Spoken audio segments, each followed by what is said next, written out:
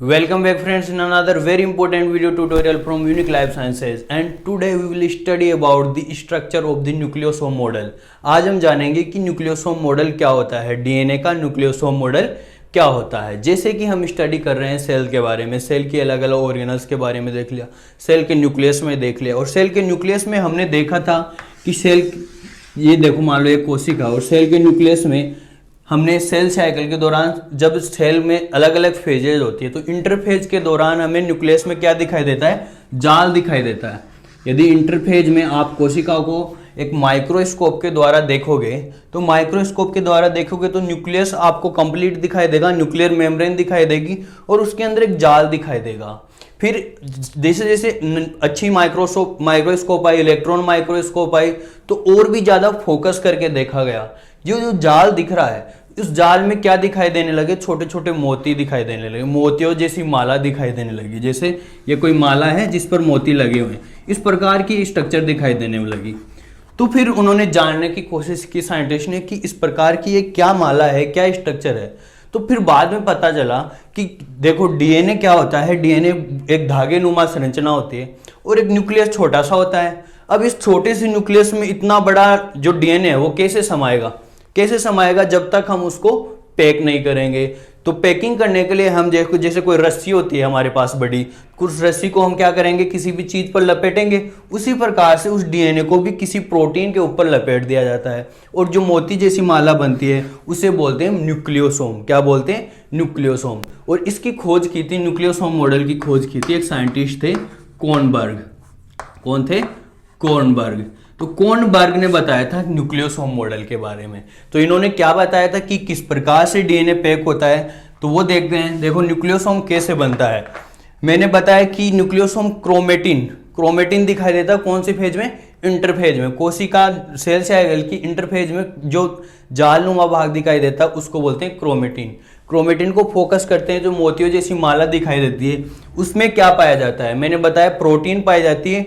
कौन सी प्रोटीन पाई जाती है? उसको कहते हैं हिस्टोन प्रोटीन। कौन सी प्रोटीन पाई जाती है? Histone protein. अब हिस्टोन प्रोटीन पर क्या होता है? डीएनए लिपटा हुआ रहता है। डीएनए लिपटा हुआ रहता है क्योंकि वो छोटी सी जगह में ज्यादा डीएनए समा सके, इसीलिए लिपटा रहता है। अब कितने प्रकार के हिस्टोन प्रोटीन होती है? तो टोटल 5 प्रकार की हिस्टोन प्रोटीन होती है। 5 प्रकार की हिस्टोन प्रोटीन होती है और वो 5 प्रकार की हिस्टोन प्रोटीन मिलकर एक अष्टक का निर्माण करती है। अब वो किस प्रकार से करती है और कौन सी प्रोटीन अष्टक बनाती है और कौन सी फ्री रहती है वो भी देखते हैं। तो देखो यहाँ पर एक अष्टक बनता है, उसमें है हमारे पास H1 प्रोटीन। हिस्टोन प्रोटीन के एग्जाम्पल की बात कर ले, H2A, H2B, H3 and H4। तो ये 5 प्रकार के हमारे पास हिस्टोन प्रोटीन हो गई। अभी ये प्रोटीन मिलकर क्या बनाती है? एक अष्टक का निर्माण, एक गोल संरचना का निर्माण करती है। वो कैसे करती है? उनमें से ये जो H1 प्रोटीन है वो अष्टक में निर्माण में भाग नहीं लेती। कौन? ये सिर्फ 4 प्रोटीन भाग लेती है। H1 के अलावा H2A, H2B, H3, H4, ये चारों मिलकर, इन चारों के मतलब एक एक की 2-2 मिलकर क्या बनाती है? एक 8 प्रोटीन का एक अष्टक बनाती है। कैसे बनाती है देखते हैं। जैसे ये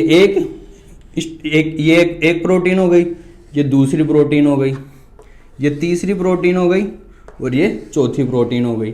अब इनके पीछे पीछे आप एक एक प्रोटीन और मान लो, एक एक प्रोटीन ये हो गई। इस प्रकार से 8 प्रोटीन हो गई। ये मान लो H2A है, ये H2B है, ये H3 है और ये H4 है। तो ये 4 प्रोटीन, एक एक प्रोटीन की 2-2 मॉलिक्यूल मिलकर क्या बना रहे हैं? अष्टक। तो ये टोटल 8 प्रोटीन का क्या बन गया हमारे पास? अष्टक बन गया, एक गोलाकार संरचना बन गई। अब इस गोलाकार संरचना पर क्या होता है? डीएनए लिपट जाता है। क्या लिपट जाता है? डीएनए लिपट जाता है। इस प्रकार से डीएनए क्या होगा? इसके ऊपर लिपट जाएगा इस प्रकार से। ये क्या करता है? प्रोटीन होती है, प्रोटीन के पास क्या होता है? हमारे पास डीएनए होता है। प्रोटीन और डीएनए बॉन्डिंग करता है, बॉन्डिंग करके वो अपनी साइज को कम करता है। अब देखो मान लो ये इतना बड़ा डीएनए था, अब इतनी सी जगह में आ गया, साइज कम हो गई इसकी। साइज कम क्यों हुई? क्योंकि ये इसके लिपट गया। इसीलिए क्या कर रहे हैं? DNA packing. न्यूक्लियोसोम एक्चुअली क्या है? डीएनए पैकिंग है। यदि अगर डीएनए ये लिपटेगा नहीं तो बहुत बड़ा न्यूक्लियस चाहिए होगा, जो पॉसिबल नहीं है। तो यहाँ पर ये 4 प्रोटीन मिलकर एक अष्टक का निर्माण करती है। अब आप बोलोगे एक प्रोटीन और दी स्टोन, वो क्या है? अब ये एक अष्टक बना ली, लेकिन डीएनए तो और भी बड़ा होता है, तो वो दूसरे अष्टक का निर्माण भी करती है। तो इस प्रकार का एक और ओक्टामर रहता है हमारे पास। ये एक और ओक्टामर है जिसमें 8 प्रोटीन है, H2A, H2B, H3 and H4 के दो मॉलिक्यूल हैं। और यहां पर ये आकर इस पर भी थोड़ा डीएनए लिपटा रहता है। इस प्रकार से डीएनए लिपटा रहेगा।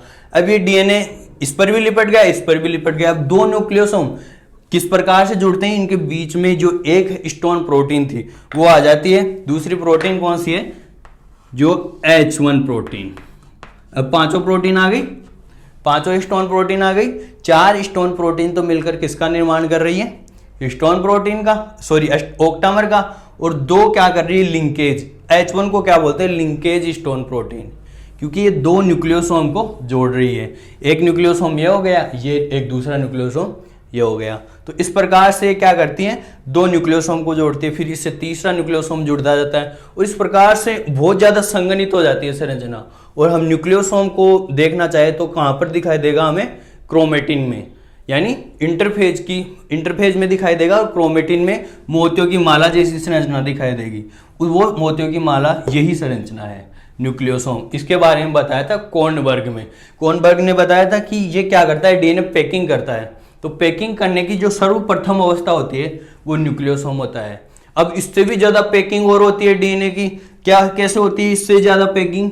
जब कोशिका विभाजन करती है तो जो डीएनए होता है वो क्रोमेटिन के रूप में नहीं रहता। उस टाइम क्या हो जाता है? गुणसूत्रों में विभाजित हो जाता है।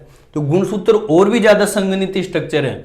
तो यहां से ये तो न्यूक्लियोसोम मॉडल है, फिर दूसरा सोलेनोइड मॉडल आता है, फिर क्रोमेटिड बनता है, फिर क्रोमेटिड से क्रोमोजोम बनता है। तो अलग अलग स्टेप में इसका और भी संघनन होता है। तो ये सबसे सर्वप्रथम अवस्था है।